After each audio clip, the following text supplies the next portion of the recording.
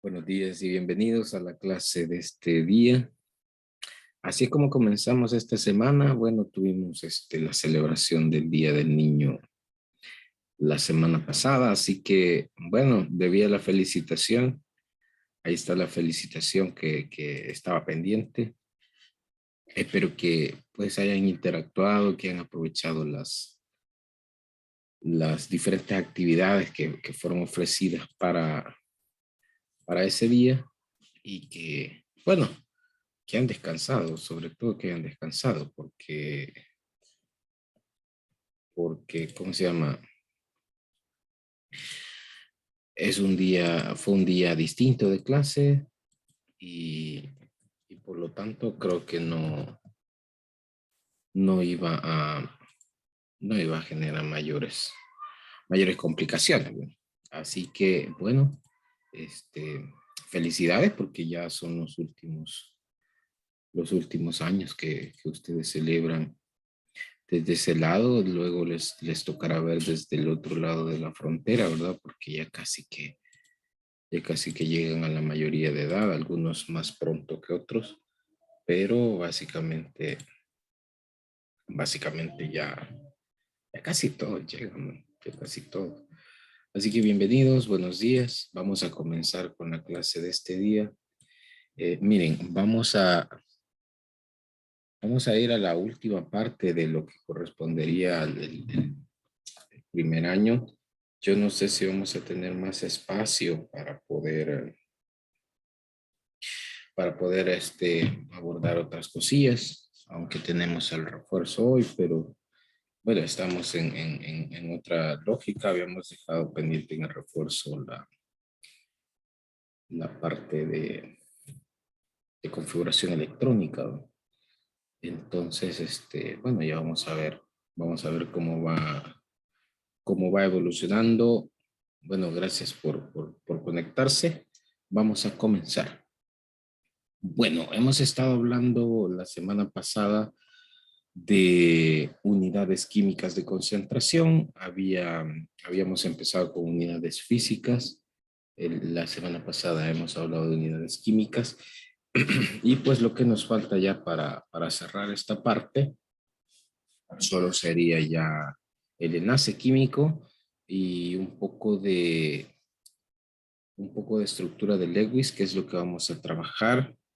Pues las fuerzas intermoleculares que están relacionadas con los enlaces químicos, creo que se pueden mencionar también. Eso va a depender del tiempo que tengamos. Tuvimos un año muy irregular, creo. Fíjense que, bueno, ya haciendo valoraciones generales, creo que tuvimos un año más accidentado este año que el año pasado, porque aunque yo no les daba clases, pero me estoy refiriendo yo a la continuidad, creo que tuvimos menos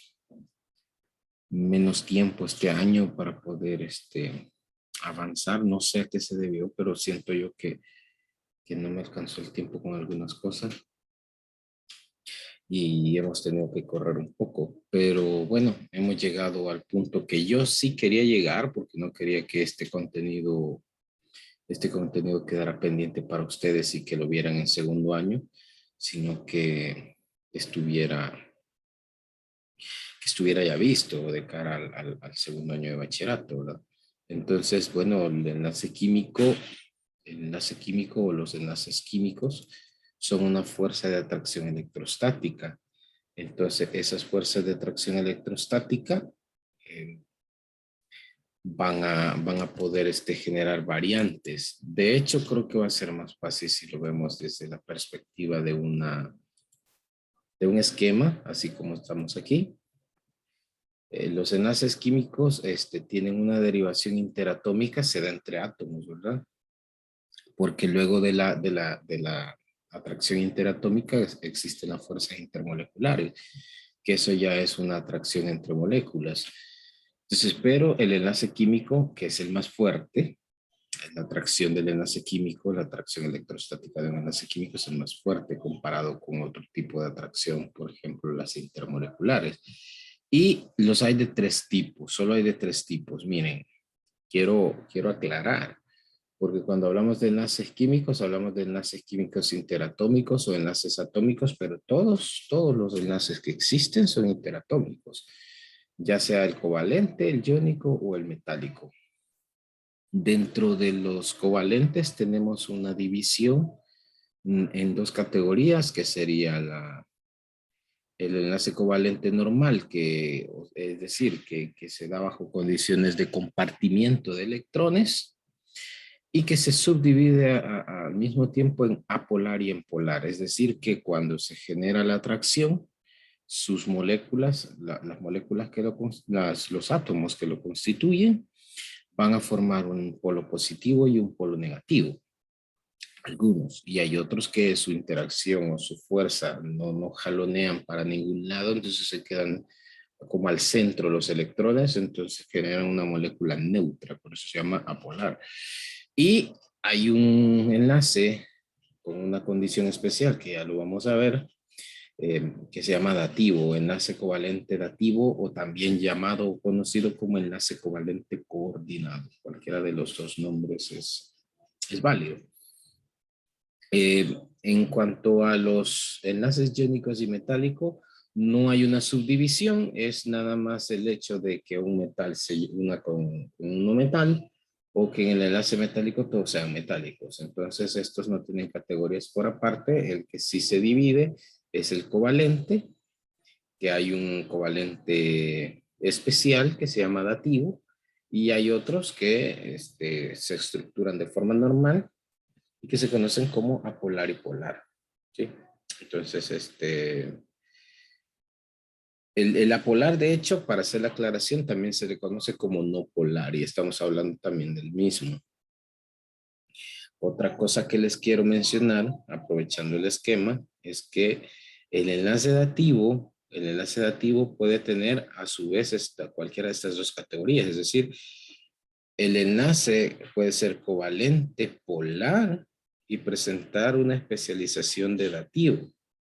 O el enlace puede ser covalente apolar, pero siempre presentar una especialización dativa. Entonces puede generar como las dos categorías. O sea, el enlace dativo es una condición especial que puede sufrir casi que cualquier enlace covalente. Eso va a depender del tipo de elementos con los que se está trabajando. Entonces, a partir de, a partir de esa, a partir de esa pregunta, creo que podemos,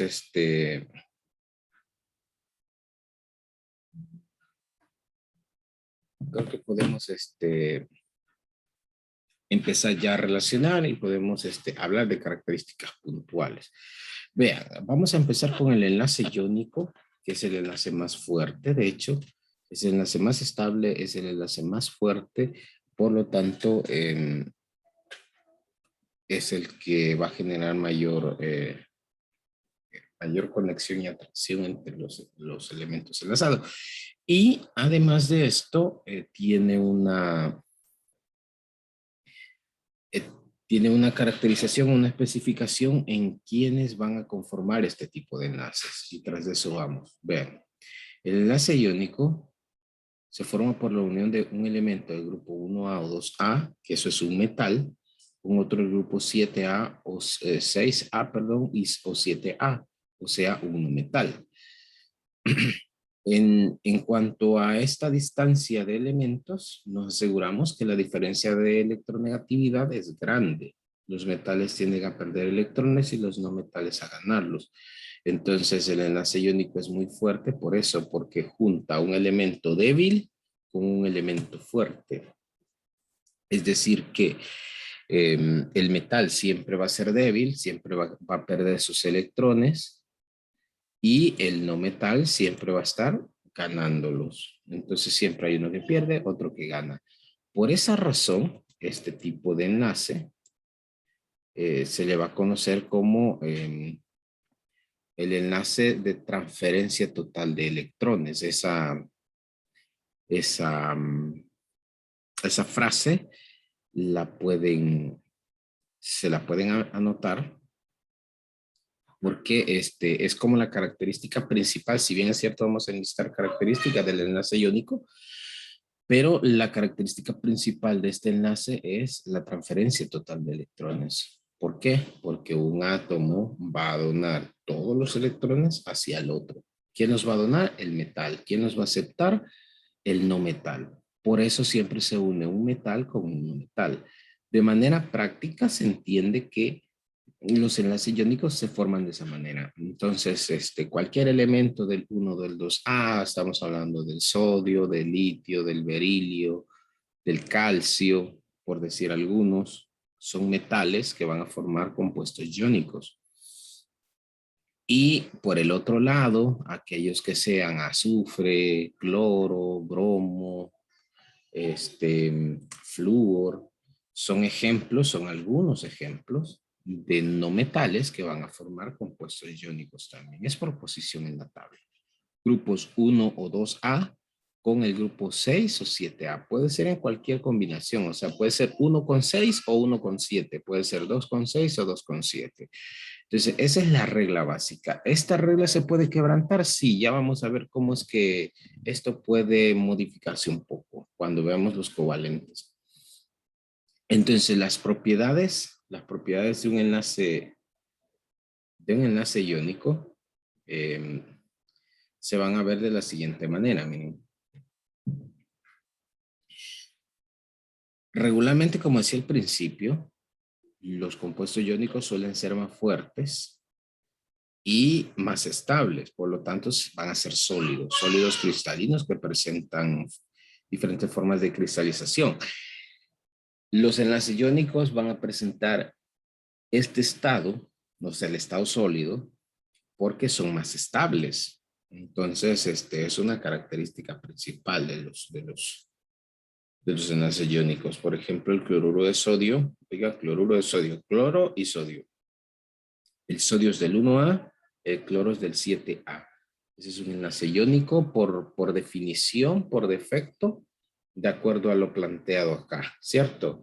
Entonces, a partir de esa premisa, si tomamos en cuenta la sal, por ejemplo, entonces va a ser sólido, sólidos cristalinos. Si lo vemos a una visión aumentada, si lo vemos al microscopio incluso, podemos ver esta forma cristalina. Esta forma o esta estructuración cristalina, siempre va a ir en función de esto. Vean, partículas unitarias, es decir, iones positivos y negativos. ¿Qué quiere decir eso? Bueno, como yo les explicaba con el caso de la sal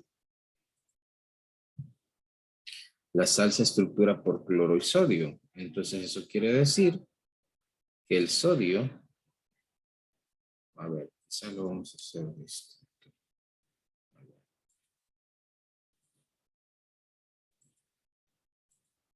El sodio, vamos a tomarlo como la parte positiva.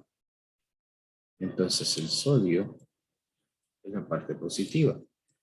Y resulta que ese sodio se va a hacer rodear por cargas negativas. Aquí otra carga negativa. Aquí vamos a poner la otra carga negativa. Y aquí la otra carga negativa. Bien. Entonces vean que una carga positiva quedó rodeada por por 4 cargas, perdón, negativas. Y si lo vemos desde la perspectiva de las cargas negativas, si ampliamos esta visión, aquí tendría que ir un positivo. Aquí vamos a colocar otro positivo. Aquí cabe otro positivo. Entonces, si se fijan, si vamos aumentando la estructura, vamos a tener 4 cargas positivas rodeando a una carga negativa, pero a su vez o simultáneamente una carga positiva está rodeada por 4 negativas. De tal manera que si ustedes ven esto que se llama estructura cristalina o red cristalina, que es otra propiedad de los enlaces iónicos, la red cristalina, nunca jamás las cargas positivas, esta y esta, se van a tocar entre sí. O sea, las cargas positivas no se tocan entre sí, las cargas negativas no se tocan entre sí.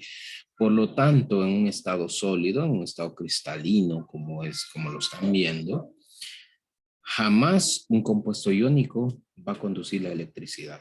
No conduce la electricidad porque sus cargas están muy separadas, muy segregadas, y entonces se aísla entre ellos mismos, ¿sí? En sólido, en sólido. Porque si usted ya disuelve en agua esta estructura, lo que va a pasar es que el agua lo que va a hacer es separar todas las cargas positivas de las negativas, y entonces allí sí van a poder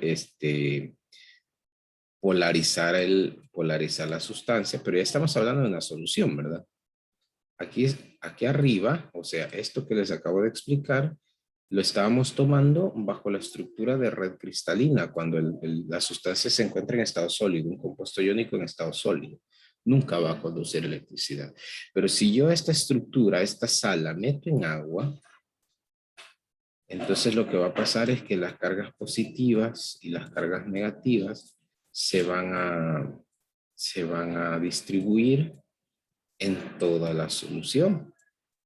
Y entonces al distribuirse, le va a dar facilidad de movimientos y eso va a permitir que conduzca la electricidad. Entonces, los compuestos iónicos conducen la electricidad en solución, disueltos en agua, pero no conducen en estado sólido. Si los fundimos, también pueden conducir la electricidad. O sea, si lo pasamos de sólido a líquido, también puede conducir la electricidad. Muy bien. Seguimos.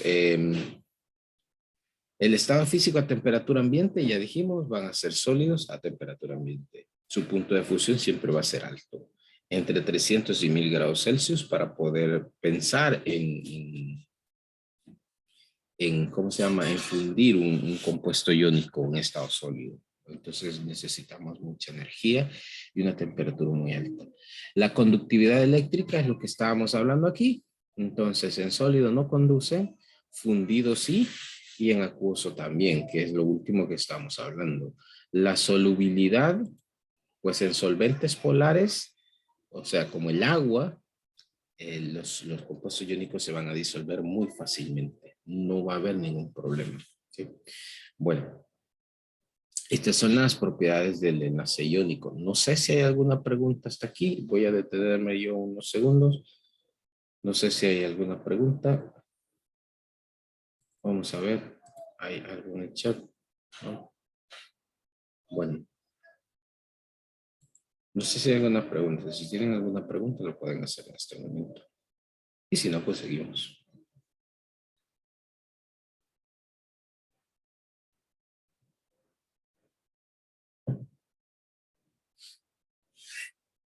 Bueno, sigamos entonces. Vamos al segundo enlace, al enlace covalente. Y bueno, los enlaces covalentes se caracterizan porque sus electrones van a quedar en una condición de compartimiento, o sea, se van a compartir entre los dos átomos enlazados. Los compuestos covalentes son aquellos que solo van a tener constituidos no metal, por lo regular, no metales, aunque esto no es una condición estricta, porque pueden haber metales con no metales también, y que eventualmente se pueden confundir con enlace iónico. Ahora, para evitar eso, ya vamos a definir cuál va a ser el patrón que nos va a permitir o que no nos va a permitir equivocarnos en función de las electronegatividades, que lo vamos a hacer en la parte práctica, ¿sí? En la parte práctica. Entonces, bueno, volviendo al caso de los covalentes, vamos a cambiar el término aquí. Dijimos, a manera de repaso, para que lo recuerden, por si no tomaron apunte cuando les dije hace un momento, les dije yo hace un rato cuando empezamos la clase, cuando vimos el enlace iónico, que los enlaces iónicos se caracterizan porque ¿cómo se llama? su mecanismo de acción, su mecanismo de acción es la transferencia total de electrones. O sea, uno se queda con todos los electrones, el otro los pierde. En cambio, en el enlace covalente hay un compartimiento, bueno, compartición se dice, aunque la palabra se escucha extraña, pero es una compartición de electrones, porque aquí es una ayuda mutua. En el anterior, en el iónico, es así como que, bueno, dámelo a mí, que a mí me sirve. Si ya no te sirve a vos, dámelo a mí. Uno se beneficia, el otro técnicamente ni se beneficia ni se afecta, más o menos como así. En cambio aquí, en el enlace covalente, lo que sucede es que ambos átomos que se van a enlazar se van a beneficiar. Fíjense ustedes acá en el ejemplo, tenemos a dos flúor que se han enlazado. Cada flúor tiene 7 electrones de valencia. Si contamos, está como muy grosso el puntero. Si contamos, aquí hay 2 electrones, aquí hay 2 electrones, aquí hay otros 2 y por acá abajo hay otros 2, son 6. Y lo mismo este flúor de acá, tiene 6 puntitos cada quien. Y una línea acá que simboliza un enlace. ¿Por qué simboliza un enlace? Porque a partir de este momento nosotros tenemos que concebir que cuando hay un electrón de un elemento X que quiere ser relacionado con otro electrón de un elemento Z, entonces cuando estos dos se unen, si este electrón con este otro se unen, entonces la forma de representar regularmente es así. Y esto es un enlace químico. El enlace químico solo se puede dar cuando hay una relación de 2 electrones. O sea, cada par de electrones es un enlace que se forma. Este enlace que se dio aquí tiene lugar porque se generaron un par de electrones, ¿ya? Entonces, si se vinculan 2 electrones, eso quiere decir que hay un enlace químico, siempre va a ser así. Entonces, si se fijan, aquí está la línea del enlace, flúor a flúor, eso quiere decir que este flúor puso 1 y este otro puso 1, ya son 2 electrones. Pero ¿qué pasa? Que esos 2 electrones que están ahí van a entrar en una especie de compartición. El flúor tiene 7, o sea, este flúor de la izquierda tiene 7, este electrón que está por acá es de él, solo de él. Pero el que está aquí a la derecha es el del otro flúor. Pero en el momento que se enlazan, este electrón de la derecha también le pertenece al flúor de la izquierda. Entonces el flúor ya tiene 8 electrones y completa su valencia. Igual el flúor de la derecha, el otro electrón es prestado también, o sea que todo es de todos, algo así, ¿ya? Es un fondo, es un bien común entre los dos, ¿ya? Entre los dos. Los dos completan su capa de valencia y entonces los dos salen ganando. Las propiedades de los covalentes hasta cierto punto son contrarias a los iónicos. Vean, las propiedades de los covalentes es que sus temperaturas de fusión y ebullición son bajas. ¿Qué pasaba en el covalente? En el iónico, perdón, lo que pasaba es que sus temperaturas eran altas. Para poder fundir o para poder llegar al punto de ebullición, sus temperaturas eran altísimas. Aquí son más bajas. Y si queremos hacer una comparativa, por ejemplo, el agua es un enlace covalente. 2 no metales, oxígeno e hidrógeno, son no metales. Por lo tanto, su punto de fusión y ebullición son bajos. Y si no, pues ustedes no me dejarán mentir. Hervir el agua no cuesta más que aproximadamente 100 grados Celsius. Y derretir el hielo, que sería el proceso de fusión, pues no cuesta mucho tampoco. Entonces, son puntos bajos de fusión y ebullición y así se comportan todos los covalentes. Si usted pone margarina al sol o la mantequilla, que es más delicada todavía, se derrite. Si los puntos de fusión o puntos de ebullición son tremendamente bajos. Hay excepciones a la regla, obviamente, pero en términos generales así es en todos los compuestos covalentes. Bajo condiciones normales de 25 grados Celsius pueden presentar cualquiera de los estados, pueden ser sólidos, líquidos o gaseosos. Entonces aquí no hay como una distinción enfocada como en los iónicos. Regularmente son blandos en estado sólido, no llegan a tener una consistencia tan fuerte como los iónicos, son blandos. No conducen a electricidad ni conducen el calor. Aunque hay excepciones, como digo, el grafito, por ejemplo, sí conduce la electricidad y está hecho de carbono, o sea, de no metal. Es una excepción a la regla. Y el diamante, por ejemplo, conduce calor, aunque los covalentes no conducen el calor, pero el diamante sí lo hace y está hecho de meros carbonos, entonces excepciones a la regla. ¿Sí? Y en cuanto a la solubilidad, pues los compuestos iónicos son solubles en compuestos polares y aquí en los covalentes habrá una diversificación. Aquellas moléculas que se vuelven polares, o covalentes polares, ¿se acuerdan del mapa? Los covalentes polares se disuelven en solventes polares y las moléculas no polares se disuelven en solventes no polares. O sea, bajo la teoría de lo semejante, disuelve a lo semejante, ¿sí? Entonces, por ejemplo, el azúcar se puede disolver en el agua como la sal en agua, aunque la sal es iónico y el azúcar es covalente, porque si vemos la estructura de la sacarosa lleva carbono, hidrógeno y oxígeno, son no metales.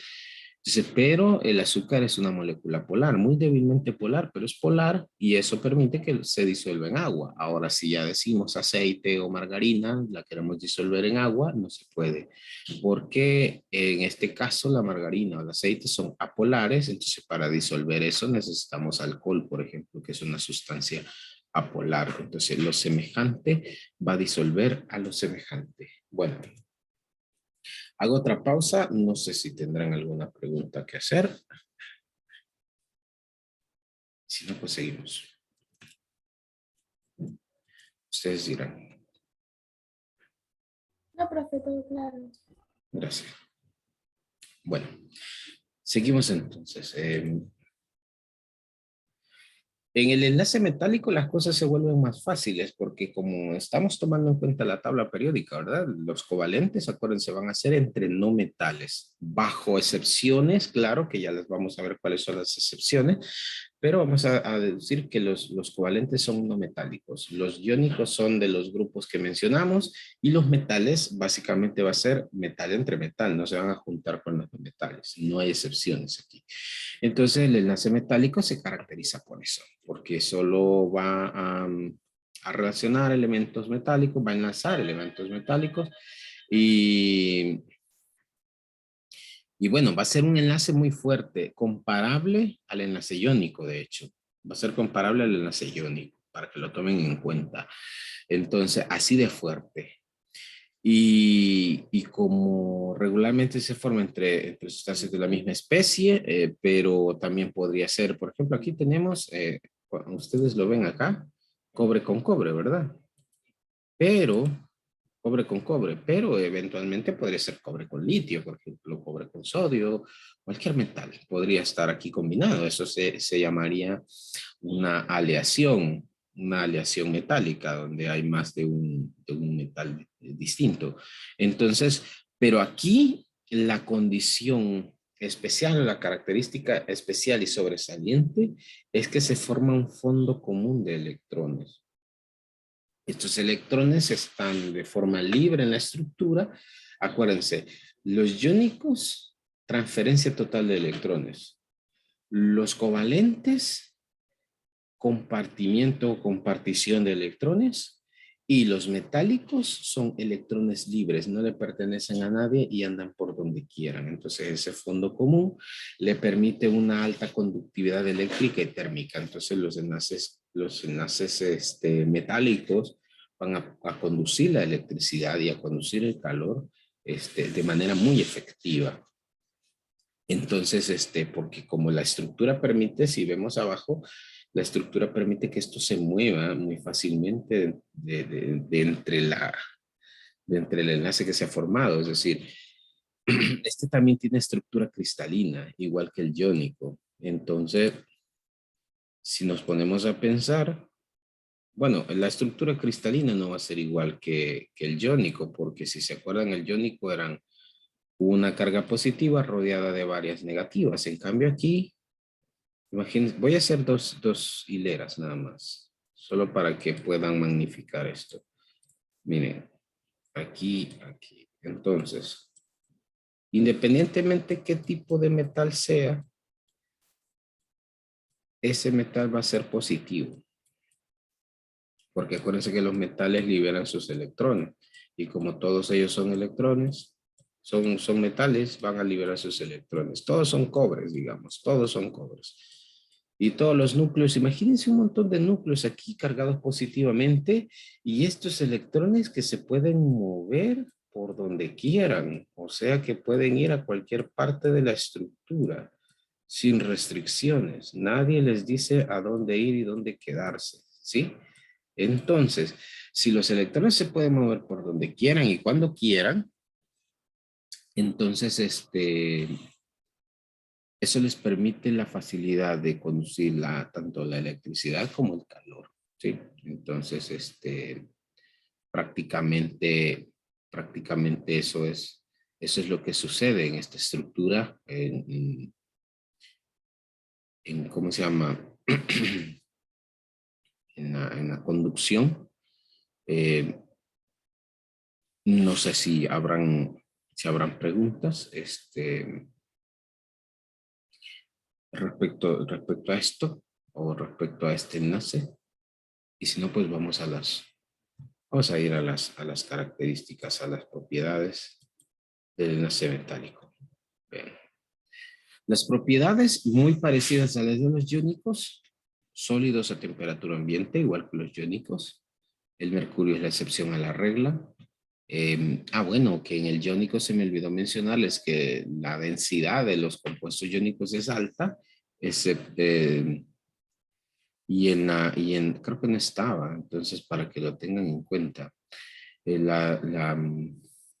Aquí la excepción a la regla en cuanto a al estado de agregación es el mercurio y sus puntos de fusión y ebullición varían notablemente.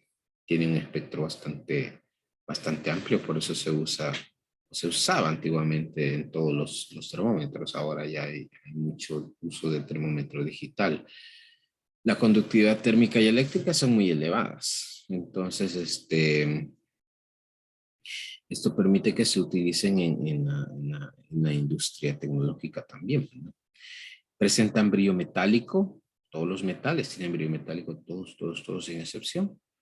Y la electronegatividad es baja. Acuérdense que ellos liberan sus electrones. Son dúctiles y maleables. ¿Qué quiere decir dúctil? Que se pueden formar hilos, largos hilos, como alambres, por ejemplo. Al estirar, usted estira. No sé si han comido melcocha alguna vez y las melcochas usted las muerde y cuando las va estirando se van formando como hilitos. Pues esa propiedad la tienen los metales que pueden formar esos tubitos, esos cilindros largos, son dúctiles y maleables que se les puede dar forma, ¿sí? Y entonces es una de las características de los enlaces metálicos. Eh, pueden emitir también electrones cuando reciben energía en forma de calor. Si lo han notado, cuando se calientan, por ejemplo, el hierro se vuelve como anaranjado, entonces está emitiendo energía a partir de los electrones, de acuerdo al color del enlace que se ha formado o de los elementos que estén involucrados, pero ese es el cambio de color que se genera, ¿sí? Bueno, y estas son las propiedades. Acuérdense, los enlaces metálicos tienen estructura o red cristalina igual que los iónicos, ¿verdad? Esta es la estructura o red cristalina de los metálicos. pero estructuralmente y morfológicamente no son la misma estructura cristalina porque estos sí conducen electricidad en sólido, los iónicos no conducen en sólido. Esa es una de las diferencias bien puntuales para ya en la práctica saber si es una sustancia iónica o si es una sustancia metálica, o un enlace metálico o un enlace iónico, por la diferenciación en la conducción de acuerdo al estado en el que se encuentre. Entonces, eso también hay que tomarlo muy en cuenta. ¿Sí? Bueno, ahora, esto de conducir y no conducir, bueno, resulta claro, creo yo, si no conduce, está bien, no conduce electricidad por la disposición de su red cristalina, podría ser una explicación. Pero resulta que hay una teoría que ¿cómo se llama? Que sostiene la explicación de por qué es que a veces se conduce y a veces no se conduce. Lo que sucede es esto, bien, que los orbitales atómicos tienen que ver con la conducción o la no conducción. Con la tabla se podrían ayudar también para comprender mejor esto. Primero que para combinarse deben tener energía similar, los orbitales. Se forman tantos orbitales moleculares como orbitales atómicos existan. O sea, cuántos orbitales están llenos en el átomo, según la configuración electrónica, así se van a formar orbitales moleculares, que prácticamente es una estructura muy similar a lo que a lo que se puede comprender. Los orbitales atómicos deben tener la misma simetría, pero bien. Esas son las características o las reglas con que se deben cumplir, pero fíjense que ya de manera práctica, si yo tengo dos sustancias, lo que va a pasar es que regularmente los electrones que se relacionan con la conductividad eléctrica son los electrones de valencia, ¿sí? Entonces, ¿cómo se llama? Esa banda enlazante, cuando se combinan este elemento con este otro, son los electrones de valencia los que se combinan. Entonces, esta es la banda de valencia, dependiendo que si está llena o no. Imagínense que es un elemento, bueno, ya lo vamos a explicar con el hidrógeno, es un elemento de los primeros de los metales. Entonces puede estar semilleno o lleno, pero el punto es que hay que saltar hasta la otra banda, que es la banda de conducción. Esa banda de conducción está disponible cuando los orbitales que siguen en ese nivel están vacíos o semillenos, y entonces ahí sí se puede utilizar. Por lo tanto, los únicos que pueden gozar de esa posibilidad son los metales. ¿Por qué? Porque acuérdense, los metales están a la izquierda de la tabla. Si están a la izquierda, quiere decir que ellos van a ser orbitales S regularmente. Los S están a la izquierda.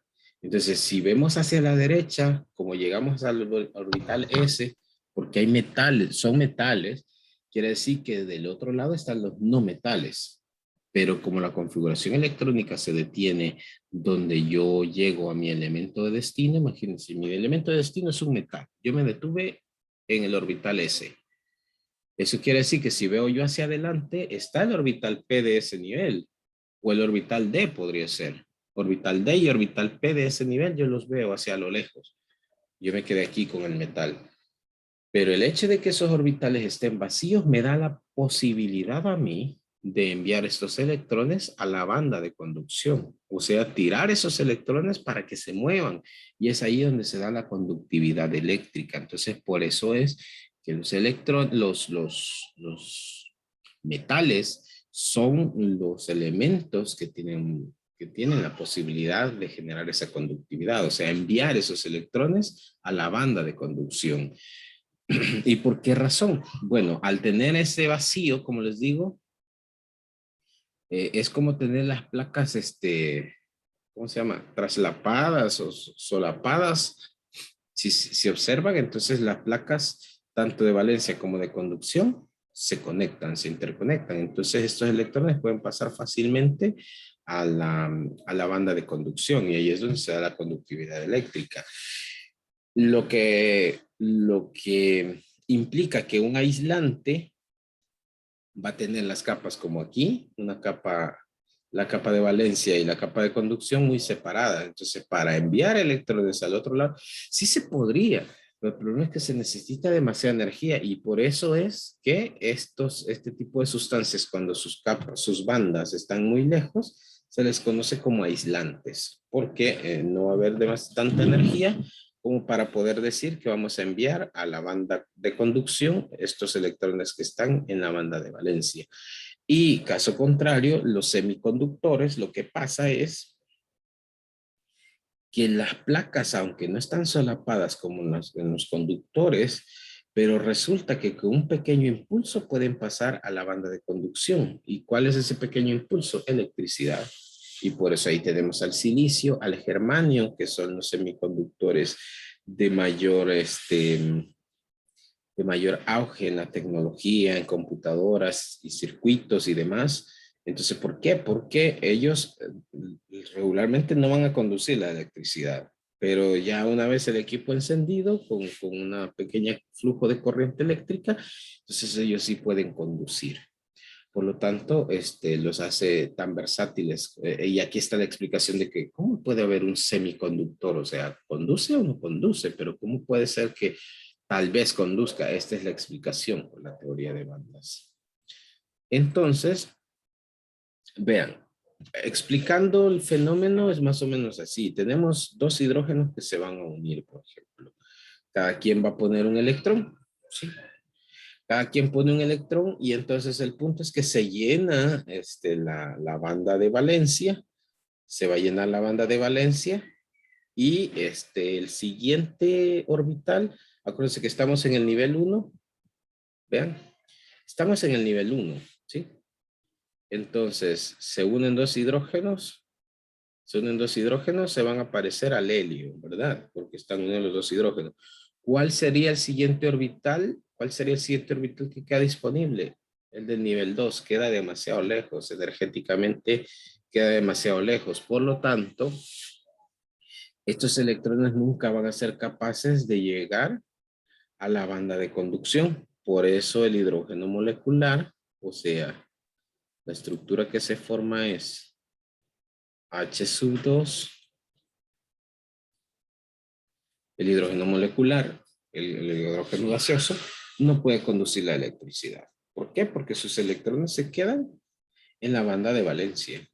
Para poder subir a la banda de conducción, necesitan demasiada energía. Es más, están en el nivel 1 y tienen que ir por lo menos al nivel 2. Entonces es algo que no va a ser tan fácil. No es como que estemos en el mismo nivel y podamos pasar esos electrones de un orbital a otro, ¿ya? Entonces es como lo podríamos lograr. Por ejemplo, el aluminio termina su electrón de valencia en P1. Está utilizando el orbital P, pero luego P2, P3, P4, P5 y P6 quedan libres y están cercanos. Por eso es que el aluminio conduce la electricidad, porque puede acceder a la banda de conducción. Entonces, así es como funciona la teoría de bandas y la conducción eléctrica.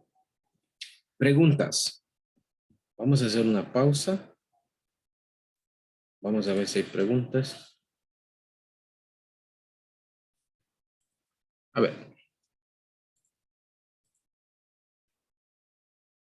vamos a ver.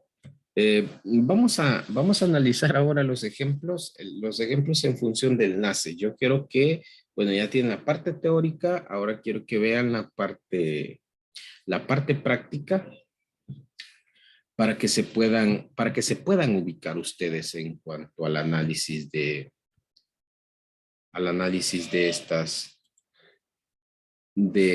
estas posibilidades, ¿sí? Bueno,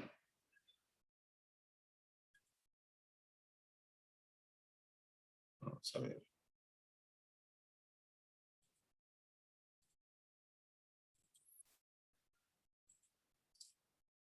A ver, vean, vamos a tener la tabla aquí a un lado para que nos pueda servir de referencia. Vamos a analizar este compuesto, ¿sí? Este compuesto. Fíjense bien, lo que nos piden hacer lo que nos piden hacer a continuación, o lo que vamos a hacer, mejor dicho, porque la estructura no nos está pidiendo nada, sino que vamos a analizar o vamos a profundizar el concepto de iónico y covalente, y que se acuerdan que mencioné yo al principio que habían excepciones a la regla. Justamente esas excepciones son las que vamos a analizar a continuación. Vean, ¿qué tipo de compuesto es este? Yo puedo decir, es iónico, es covalente, no sé. ¿Por qué? Porque, bueno, pasémosle el filtro iónico. ¿Qué dice el iónico? Que tiene que ser del grupo 1A o del 2A unido con uno del 6 o del 7. Perfecto. El oxígeno. El oxígeno es del 6A. Cumple con la regla. El hierro. El hierro está acá. Del 7, ¿eh? Hierro. Si te ve. No es del 1 ni del 2A. Entonces, ¿qué conclusión puedo sacar? Que no es iónico porque no cumple con 1, 2 o 6, 7. No, no puedo hacer eso. Vean, antes de descartar o afirmar algo, yo tengo que asegurarme. Primero, lo que yo he descubierto, si bien es cierto, es que el compuesto no cumple con la regla primordial de los iónicos. El no metal sí, pero el metal, el problema del metal es que no es del 1 o 2A. Eso me hace entonces dudar un poco. Bueno, solo dudar, no asegurar todavía. ¿Qué es lo que puedo hacer yo para asegurarme? Bueno, vamos a hacer lo siguiente, miren. Vamos a jugar con las electronegatividades, por eso está la tabla de electronegatividad. No sé si se alcanza a ver bien en la imagen, pero en el caso de que no se pueda apreciar bien en la imagen, ustedes se pueden auxiliar de su tabla, o sea, de la tabla real física que tengan, o si no, buscan en Inter que diga electronegatividad de Pauling, y esa va a ser la misma referencia. Entonces, la tabla regularmente, la Pauling la refleja en voltios, podría ser una posibilidad. Es lo que con lo que más frecuentemente lo uso yo, porque nuestras tablas, las que usamos, están en voltios, la electronegatividad. Entonces, pues vamos, buscamos la electronegatividad del hierro. Ya les voy a decir por qué. Miren, está aquí. Si no alcanzan a ver, yo les doy copia. Es 1.83 para el hierro, 1.83. Y si buscamos la del oxígeno, acá es 3.44. Entonces, ¿qué vamos a hacer? Pues hay un método para averiguar si este compuesto es iónico o es covalente. ¿Qué vamos a hacer? Vamos a hacer una resta. Al valor más grande siempre le vamos a restar el valor más chico. O sea, el valor del no metal se lo vamos a restar al valor del metal, la electronegatividad. Y vamos a sacar la diferencia de electronegatividades. En este caso, cuando hacemos la resta, me da a mí que es un total de 1.61, ¿sí? 1.61. Entonces, fíjense que las las escalas de electronegatividad me van a servir a mí para, para poder determinar si un enlace es covalente o si es iónico. Entonces, vamos a poner una tablita que al parecer estoy viendo ahí que no aparece. Nos va a servir de referencia. La voy a poner aquí a un ladito. Vamos a ver. La voy a poner aquí arriba. Bueno, fíjense. Espérense que ya estoy manchando todo. A ver. Ahora sí. Ya está. Esta tablita nos va a servir de referencia ahorita. ¿Ya? Pueden tomar notas si ustedes gustan. Fíjense que en función de la electronegatividad, yo puedo decir qué enlace es Si la diferencia de electronegatividad es mayor a 1.7, entonces el compuesto es iónico. El compuesto es iónico aún y a pesar de que el elemento metálico o no metálico no pertenezca a alguno de estos grupos. Por ejemplo, el análisis que estuvimos haciendo ahorita del óxido de hierro. El hierro no pertenece al 1 o al 2A, pero no podemos decir que no es iónico hasta que hagamos este cálculo. Entonces, cuando ya hacemos el cálculo y nos da 1.61, 1.61 es menor que 1.7. Entonces, eso quiere decir que este compuesto, a pesar que tiene un metal con un no metal, porque el concepto de iónico es la unión de un metal con un no metal, pero a pesar de que en este caso es metal con no metal, no es un iónico, es un covalente. ¿Por qué? Porque su diferencia de electronegatividad es bajo. ¿Sí? Su diferencia de electronegatividad va a ser muy baja. Entonces, esta es una manera de poderlo hacer. Y si no es hasta aquí, yo no puedo concluir que este compuesto es iónico o es covalente. Ahora sí ya puedo decir que es covalente. ¿Por qué? Porque el resultado de diferencia de electronegatividad para estos dos es de 1.61 y tuvo que ser mayor de 1.7 para considerarse iónico. Entonces este no es un compuesto iónico, es un compuesto covalente. ¿Y qué decían los compuestos covalentes? Que estaban constituidos por no metales. Pero miren, aquí está la excepción a la regla, ¿sí? Entonces, a partir de ello, bueno, y aquí tenemos los otros patrones. Un covalente polar se va a constituir en una diferencia de electronegatividad de 0.5 a 1.7. Ese va a ser un enlace covalente polar. Y el apolar o el no polar se consideran de valores de 0.4 hasta valores iguales, o sea, valores más bajos. Vamos a ver el CO2 ahora. Este es un no metal, este es un no metal. De una sola vez, yo digo, este es un enlace covalente. ¿Por qué? Porque los dos constituyentes son no metales. Aquí no hay discusión, es un no metal. ¿Para qué voy a hacer la diferencia de electronegatividad? O sea, ir a buscar el 2.55 del carbono y el 3.44 del oxígeno. ¿Para qué lo voy a hacer? Para identificar qué tipo de covalente es. O sea, yo puedo decir si es covalente polar o apolar.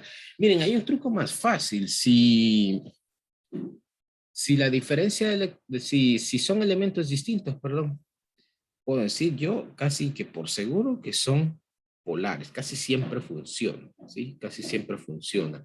La diferencia de electronegatividad aquí me dice para el dióxido de carbono que es 0.89, o sea que podría yo concluir que este compuesto es polar, ¿cierto? Es polar, solo que voy a aclarar una cosa, o sea, aquí tendríamos que aceptar el valor del número. Acuérdense que de mayores que 0.4 hasta 1.7 son covalentes polares y ese número entra aquí.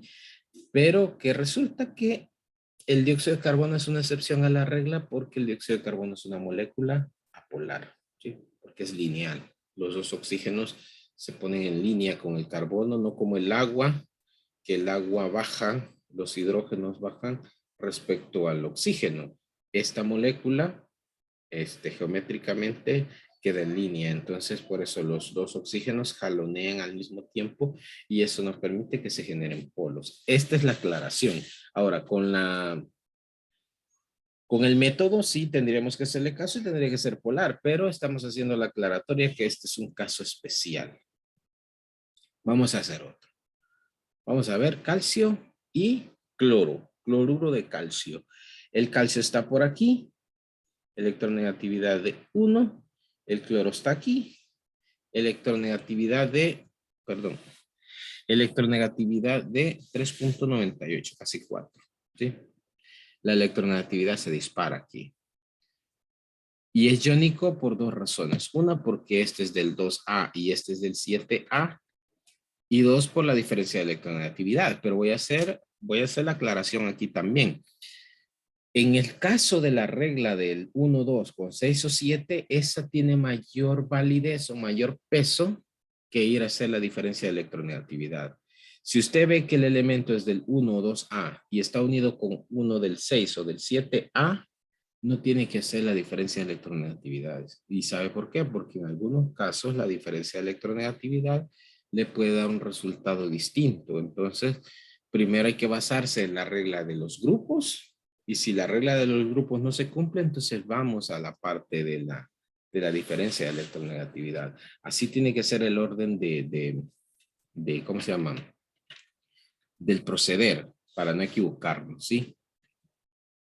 Bueno, ahora bien, algo que nos va a servir incluso, bueno, no solo este año, sino que el otro, es la estructura de Lewis.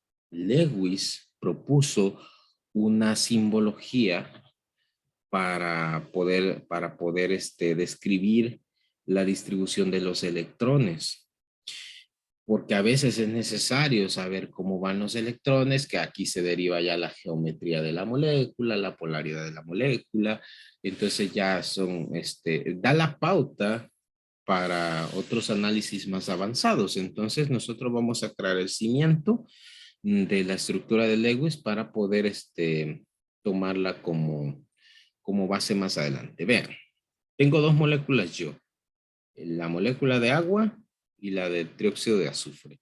Vamos a analizar primero la del agua. Vean, las reglas son bien simples para la estructura de Lewis. Dos cositas para empezar. Los electrones se deben colocar siempre en los puntos cardinales. Si ustedes observan, lo que yo he hecho es establecer los electrones en los puntos cardinales, ¿sí? Vean, ahí está, puntos cardinales. Entonces, norte, sur, este, oeste es lo que yo voy a usar para colocar los electrones. No los puedo usar, no los puedo colocar a mi antojo. Siempre hay que hacerlo así. Hay excepciones como en todo, pero vamos a procurar hacerlo así. Entonces, ¿cuál es la otra regla? La otra regla es que dice Lewis que el elemento central que voy a poner en la estructura siempre va a ser el de menor electronegatividad. Y la excepción a la regla es el hidrógeno. Jamás el hidrógeno va a ser un centro de estructura, jamás. Entonces, él es la excepción a la regla. De ahí todas las moléculas, para poner la parte central, tengo que poner el elemento menos electronegativo de todos, ¿sí? Aquí vamos a ver la excepción a la regla. Aquí debería ser el hidrógeno según la regla, pero vamos a poner al oxígeno. Entonces pongo el oxígeno y le pongo su capa de valencia. Nosotros vamos a... La estructura de Lewis es la simbología de la capa de valencia o la descripción de los electrones de la capa de valencia. Solo esa es la que nos interesa. Y se simbolizan por puntos o por cruces. Yo voy a preferir puntos esta vez, pero lo puedo hacer con crucitas. No importa la simbología que coloque. Entonces, según la tabla, la capa de valencia del oxígeno es 6, ¿verdad? Miren, 2, 4 y 6 electrones. Ahí están. Entonces, esos 6 electrones los distribuyo. Ya los dejo. Hay uno emparejado, dos emparejados y otros que están sin pareja. Entonces, ahora voy a tomar los hidrógenos y acuérdense, los hidrógenos cada hidrógeno tiene un electrón de valencia. ¿Sí? Entonces, ¿qué quiere decir? Que esto, como es un enlace covalente polar, ¿cómo lo sabe que es covalente polar? Los dos son no metales, ¿verdad? No hay discusión que sea covalente. Entonces, ¿por qué es polar? Porque los elementos son distintos. A diferencia de electronegatividad también, si lo quiere hacer. Bueno, entonces van a compartir electrones. El hidrógeno puede llegar a prestarle su electrón y el oxígeno le presta uno de los que le sobra. Así, miren. El hidrógeno se acerca y quiere llegar a un entendimiento con el oxígeno. El hidrógeno le falta uno para completar su octeto. Y al oxígeno le faltan dos para completar su octeto. Pero ganar uno no es mala idea. Entonces le dice, venite conmigo y te unís. ¿Sí? Y entonces, vean, el primer hidrógeno llega y se une. Entonces, a partir de ese momento, estos electrones que están acá, ya le pertenecen a los dos átomos. Se forma un enlace aquí y eso quiere decir que el hidrógeno tiene dos electrones y el oxígeno, ¿vean? va a tener 2, 3, 4, 5, 6, 7 electrones. Ambos han ganado, solo que él ya no necesita nada más, pero él sí necesita buscar otro hidrógeno. Entonces cae otro hidrógeno aquí por el otro lado, bajo la misma perspectiva, y entonces fíjense, esos electrones son los que se van a compartir a partir de este momento. El enlace se forma aquí, y a partir de ese momento, el hidrógeno llenó su capa de valencia y vean qué bonito con el oxígeno. Ahora el oxígeno tiene 8 electrones de valencia también. Todos quedan felices. El oxígeno tiene 8, 2 prestados, pero son 8 y está lleno. El hidrógeno tiene 2, 1 prestado, pero son 2 y se parece al helio, entonces es un gas noble. Para eso nos ayuda la estructura de Lewis. Entonces la estructura de Lewis nos representa cómo es que se engranan, cómo se enganchan los electrones de valencia. Si lo quiero poner yo en forma de molécula, la fórmula molecular, en forma de enlace, ¿eh? Quedarían así, vean. Dos enlaces simples. Cada par de electrones, acuérdense, es un enlace. Cada par de electrones. Ahí está. Ahora vamos a hacer la otra estructura, que sería para el azufre.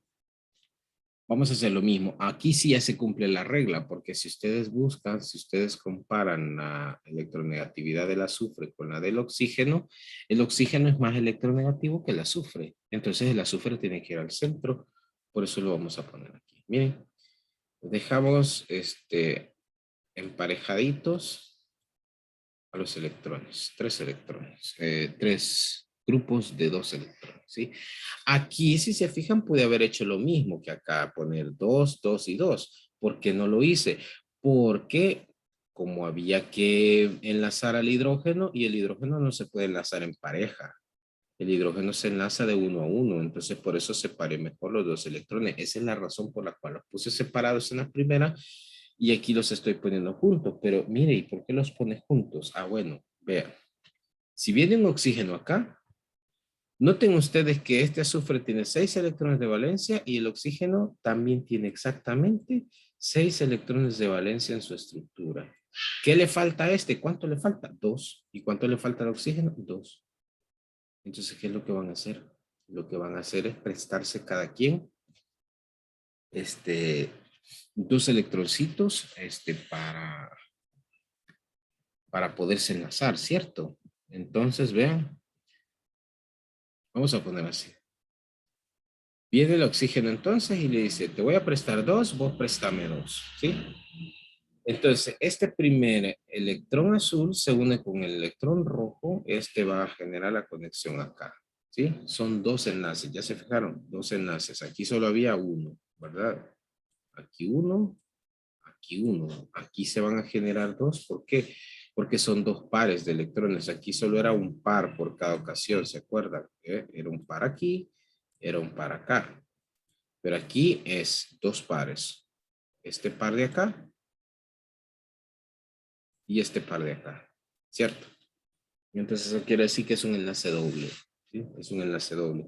¿Pero qué se gana con esto? Bueno, miren, lo que gana el oxígeno es esto, ¿verdad? ¿Cuántos electrones tiene el oxígeno allá? 2, 4, 6 y 2 prestados, 8. ¿Y qué es lo que gana el azufre? Miren. 2 prestados, 4, 6, 8. Ya está, el octeto está completo, ¿cierto? Ya no necesitan a nadie. Técnicamente no necesitan a nadie y esta molécula quedaría totalmente correcto así. Pero ¿qué pasa? Que nosotros tenemos que hacerle caso a esta molécula que dice que son 3 oxígenos, no solo son 1. Y entonces, ¿qué pasa aquí? ¿Cómo podemos hacer? Ah, bueno, ¿se acuerdan que había una condición especial para los enlaces covalentes que se llamaba enlace dativo? Entonces resulta que nosotros podemos generar un enlace especial, ¿ya? Limpiamos aquí y vean. Hemos dicho que hemos generado el doble enlace aquí, ¿verdad? Hemos generado el doble enlace y ya todo está completo, pero resulta que tenemos que meter Un segundo oxígeno, bueno, no solo un segundo, un tercero también, pero vamos a meter un segundo oxígeno aquí. Pero resulta una cosa, que el azufre ya está completo. Miren, aquí 2, 4, 6 y con los dos prestados ya tiene 8. Si él acepta otros 2 electrones aquí, él llegaría a 12. El oxígeno sí se llenaría con 8, pero el azufre quedaría con 12. Y eso no le conviene al azufre. Entonces, ¿qué es lo que va a hacer el azufre? Saca un convenio y le dice, hey, oxígeno, no me des ningún electrón. Entonces, vean, el oxígeno lo que hace es retraer sus electrones y no presenta nada para compartir. Y le dice el azufre, yo te voy a prestar los 2 electrones. Y ven, la flechita indica o simboliza enlace covalente coordinado ahí. ¿Por qué? Porque eso quiere decir que el oxígeno va a llegar a 8 electrones de valencia porque el azufre se lo va a prestar, ¿sí? Se lo está prestando. Pero esos 2 electrones siguen siendo del azufre también. Pero la diferencia aquí es que el azufre no está aumentando de electrones, se queda siempre con sus 8, ¿verdad? Entonces, en función de eso, tenemos la disponibilidad de poder meter ese oxígeno sin que el azufre llegue a 12 o que cambie de 8, porque la idea es tener o mantener los 8 electrones. Entonces, pero el problema no acaba ahí, sino que necesitamos poner un tercer oxígeno. Entonces, vamos a poner un tercer oxígeno aquí. Siempre que haya pares libres, este es un par libre, o sea que no se está usando, que no se está enlazando. Bueno, aquí pueden ver otros pares libres. Aquí este oxígeno tiene este par libre y aquí tiene este otro par libre. Si viniese un hidrógeno sin electrones aquí, podría engancharse, porque el oxígeno se los puede prestar y le dice, enganchate aquí, pues, pero no pongas ningún electrón. Entonces, si viene ese hidrógeno así, entonces eso quiere decir que se puede enganchar. Lo mismo sucede aquí con los oxígenos. Aquí está el par libre, ahí está el par libre, y entonces el oxígeno retrae sus electrones, vean, así como el anterior, retrae sus electrones y espera a que el azufre le preste sus electrones para hacer sus 8. Pero él no va a cambiar su estructura. Entonces, en función de eso, quiere decir que aquí han sucedido 2 enlaces covalentes coordinados, uno por aquí y el otro por acá. O sea que si lo queremos representar en forma de enlace, sería el azufre se enlaza con oxígeno por un doble a la izquierda, un simple a la derecha y un simple abajo. Estos son simples porque son enlaces covalentes coordinados, ¿verdad? Porque solo hay un par de electrones involucrados. En cambio, entre el primer enlace aquí son 2 pares de electrones, por eso es que el enlace es doble. Entonces, así es como quedaría o se explicaría el hecho de los enlaces covalentes coordinados. Así es como se manejan, ¿sí? Bueno, vamos a ver, nos detenemos ahí. No sé si habrá alguna pregunta que hacer.